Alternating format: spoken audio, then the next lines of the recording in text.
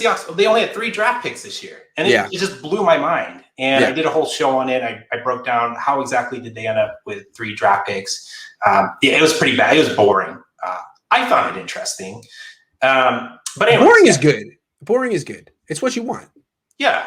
I think so. I mean, it seems to appeal to the 3 people that show up to my YouTube channel every week. But that's nice. So they only had 3 draft picks, and then the Rams they had no first round draft picks this season, next season, or the season after that, 2023. Nice.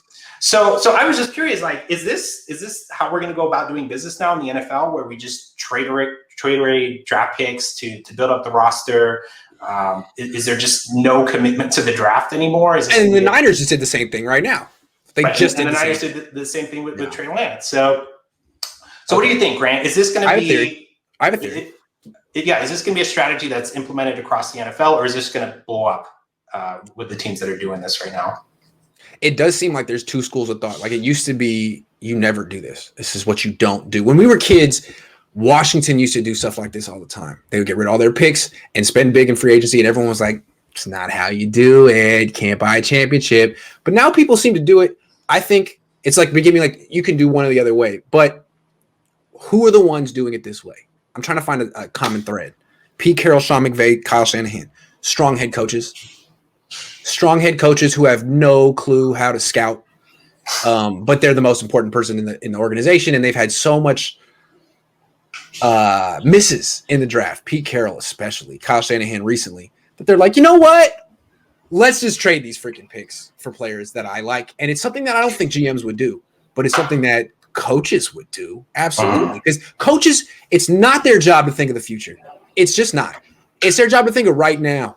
So they make, right now moves. Sean McVay, Pete Carroll, Kyle Shanahan. This is something you can expect if you turn your team over to a coach the way the Niners have. Does that make sense? It seemed to be like one of those things that you would do in the past if you were just going all out on maybe 1, maybe 2 seasons. The irony here, though, is that the Rams, I mean, they went all in with trading these draft picks, but they didn't believe in their quarterback. Right. And they got rid of him. So, and then what was the point? What's the point of doing that? The Seahawks, they've done this over a long span of time as well, because they traded for Percy Harvin, Jimmy Graham. I don't know if there's anyone else that I'm missing there, but Jamal Adams recently. Jamal Adams as well. And they've been fairly successful. Depends on how you sort of quantify success in the NFL, but I would say they've been a fairly successful franchise over the past decade, right?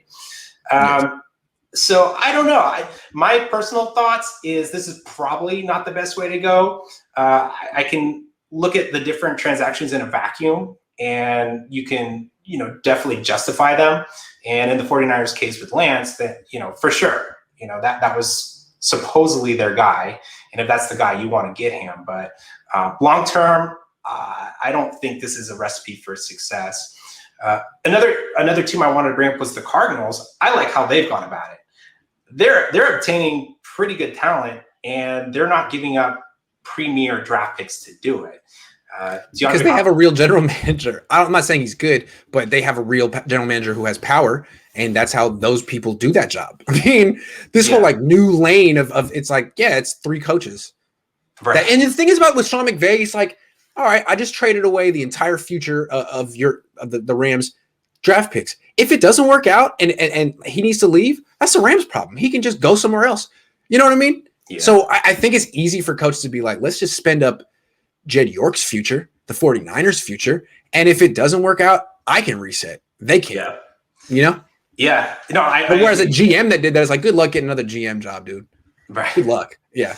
Yeah. So my point is I would prefer to have a team like the Cardinals, the strategy that they're taking. They got Hopkins. I think it was a 2nd and a 4th, and like David Johnson that they got for him. And I mean, in retrospect, that's who wouldn't make that deal. And then they also got Rodney Hudson this offseason, I think, for like a 3rd rounder as well. So much better strategy. Hold on to your picks if you can. Don't go all in like the Rams. And another thing with the Rams, if they have one bad season, they're hosed. What are they going to do? That's right. And Sean McVay can leave and start over somewhere else if there's no future there. So it seems to me that the trend really is hiring the coach before the general manager. It's supposed to be a chain of command.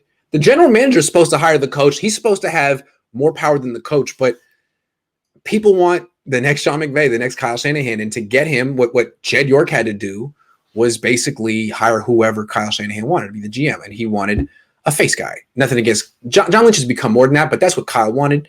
And I think when, because Jed's going to have to fire these guys eventually. When he fires them, he's probably going to have to go back to the setup he had with Trent Baalke. Hire a GM first, just a good one, not a backstabbing ACL fetishist or whatever. A good one. I mean, look at Indy. Indy has a very strong general manager, that Chris Ballard dude. He took advantage of the Niners' mistake last year. Oh, you're messing around with DeForest Buckner? We got that. We'll give you the 14th pick in the draft for DeForest Buckner. Easy decision. He's not going to throw away his future picks. He's a real GM, and he's very good at what he does. So it just depends what kind of way you want to go. And they're going to swing back and forth. Jed's always going to do that, man. He's always just going to go, it didn't work.